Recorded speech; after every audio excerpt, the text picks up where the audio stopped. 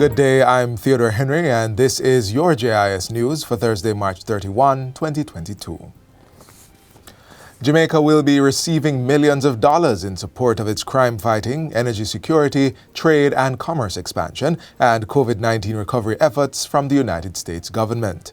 Vice President of the United States Kamala Harris gave a commitment for the funds in a meeting with Prime Minister Andrew Holness at the White House yesterday. An investment of $10 million will support violence reduction programs, with the same amount committed to Jamaica and the region's energy security ambitions. The U.S. government is also providing $20 million towards the expansion of Jamaica's trade and commerce sector, with support also promised to boost the island's COVID-19 recovery efforts. The United States and Jamaica continue to be close friends with many issues in common, and this partnership is an important one and an enduring one for the United States, and we look forward to strengthening and continuing to strengthen the relationship. Vice President Harris also accepted the Prime Minister's proposal to establish a working group to continue dialogue and to look specifically at Jamaica's unique circumstances. For his part, Mr. Holness thanked the Vice President for prioritizing what he has described as a productive meeting and for the support she has committed. The Prime Minister says he looks forward to working with the United States to leverage the strength of their partnership towards enhancing the security and well-being of both countries.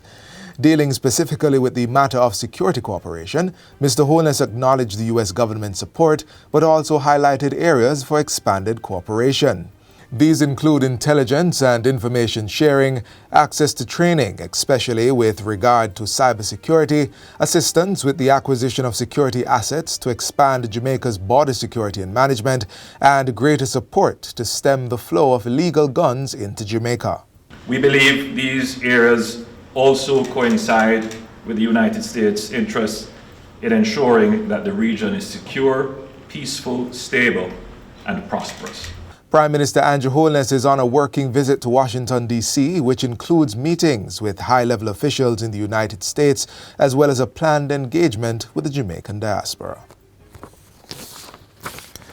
The Fair Trading Commission, FTC, will be making several recommendations to strengthen the regulatory framework of the ICT, telecoms, and financial sectors. Minister of State in the Ministry of Industry, Investment and Commerce, Dr. Norman Dunn, made the announcement during a recent press briefing hosted by the Consumer Affairs Commission, CAC. He says the recommendations are to follow the completion of market studies on digital payment systems and the wholesale supply of digital broadband services in the telecommunications industry. The digital payment study answers two critical questions regarding the electronic payment platforms available to consumers in Jamaica. One, what is the state of competition in the electronic payment platform market? And two, what is the level of participation of end users, that is the consumers and the merchants, on these electronic payment platforms? The Ministry of Local Government and Rural Development will be spending $11 million to repair a section of the Mayday Main Road in the Knockpatrick Division of the Manchester Central constituency. Portfolio Minister Desmond McKenzie made the announcement while touring the constituency recently. Temporary measures were previously put in place to ease flood damage to the road after it was severely damaged by water runoff from an adjoining hillside. Minister McKenzie says the funds will be used to put a more permanent solution in place. I want to commend the MP and the mayor and the municipality that the road network is not that bad in comparison to other roads. Minister McKenzie also visited the Melrose Cemetery, where he made a commitment to provide help in improving some of the infrastructure there. The minister and his team's tour of central Manchester also included the Melrose Yam Park, Belfield Hill Main Road, and Davidton Square.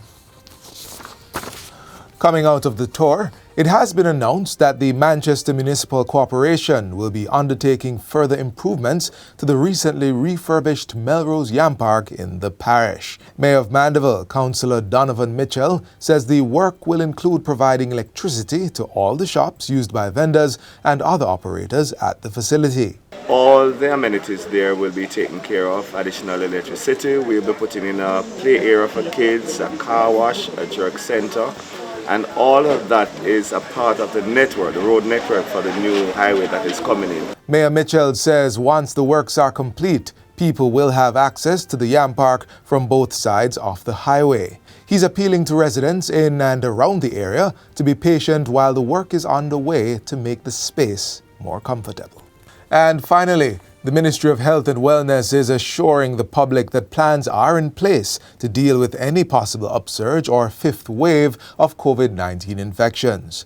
This assurance comes as a number of countries have reported increasing infection rates in recent weeks. We are in a far better position should we have a surge, and let's hope we don't, that requires a response.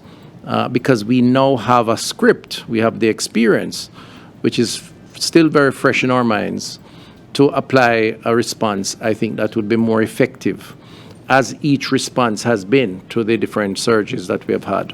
The health minister was addressing a recent COVID-19 conversations press briefing held at the ministry. He pointed out that the infrastructure, equipment, and personnel remain in place to continue responding to the pandemic. We have had to build out additional capacity, COVID wards, temporary facilities.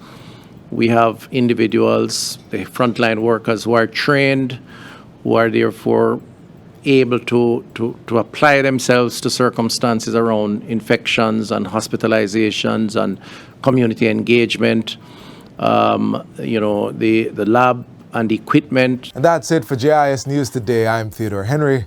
Thanks for watching.